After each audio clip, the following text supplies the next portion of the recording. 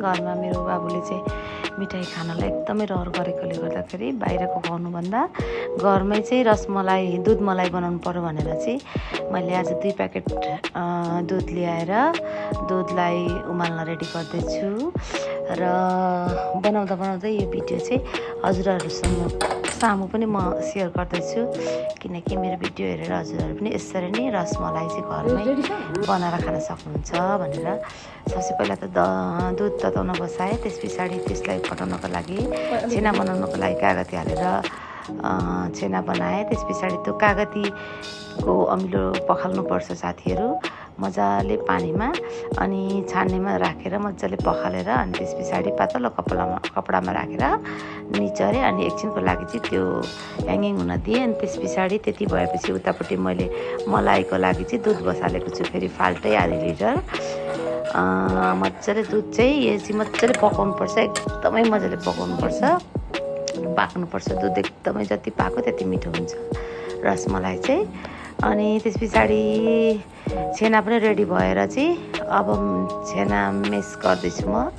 हेर्नुहोस् कस्तो मजाले म्यास गर्नुपर्छ यो मजाले निकै मजाले म्यास गर्नुपर्छ मजाले म्यास गरेर गर्नुपर्छ। त्यति गरिसकेपछि यता पहिले फेरि चास्नीको लागि रेडी पनि गर्दैछु चिनी र पानी हालेर कराईमा बक उमाल्दैछु फेरि सँगै छेना मजाले मुस्दैछु अनि यसलाई मजाले मुसेर चाहिँ डो बनाउने अनि डो बनाइसकेपछि त्यस पछाडि सानो रसमलाईमा भएको रसभरि ठुल्ठुलो बनाइन साथीहरू मैले सानो बनाएँ सानो नै मिठो हुन्छ रसमलाईमा चाहिँ त्यही भएर सानो बनाएँ। अनि यता दुध पनि हेर्नु न मजाले बक उम्लेको छ। अब दुधमा चाहिँ मैले हल्का केसर लगाउँदैछु केसरले चाहिँ हाम्रो रसमलाईलाई एकदमै राम्रो देखाउनुको साथै एकदम मगमगाउने बनाउँछ र साथै मैले अलैँची पनि अलिकति राखेँ।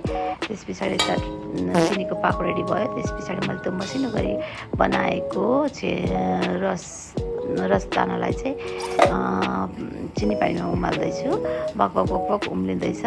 त्यस पछाडि एकछिन यसलाई छोपेर यसलाई एकछिन पाक्न दिने। यता मलाई पनि मजाले पाक्दैछ हेर्नु साथीहरू कति राम्रो भयो कलर पनि एकदमै राम्रो भइसकेको छ केसरको कारणले गर्दाखेरि एकदमै मजाले पाक लिएर आइरहेछ। त्यसमा मैले माथिबाट गार्निस गर्नको लागि ड्राई फ्रुट्स पनि काटेर रेडी गरेको छु।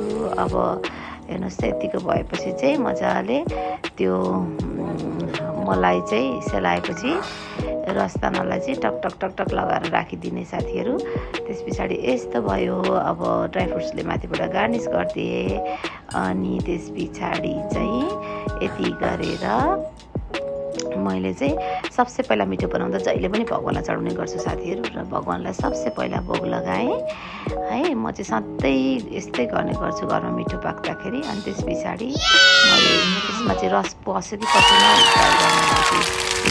हेर्नुहोस् त कस्तो स्पन्जी कस्तो राम्रो रसमलाई बनेको छ। अनि मैले चाहिँ फ्रिजमा एकछिनको लागि राखिदिएँ। त्यस पछाडि फ्रिजबाट निकालेर 2 घन्टा पछाडि त मेरो छोरालाई हतार भयो खानालाई म खान्छु कस्तो छ ट्राई गर्छु भनेर भन्यो अनि मैले दिएँ उसलाई यो खाएर एकदमै मक्क थियो। त्यस पछाडि मलाई खाएको देखेर खाम लाग्यो अनि मैले पनि ट्राई गरेँ एकदमै मिठो भएको थियो साथीहरू भित्रसम्म गुलियो बसेको थियो अनि एकदमै मिठो भएको थियो। मलाई यति टेस्टी थियो केसरको कारणले गर्दा होला मेरो हस्बेन्डलाई हेरेको मग्न भएर खाँदै हुन्थ्यो। Thanks for watching.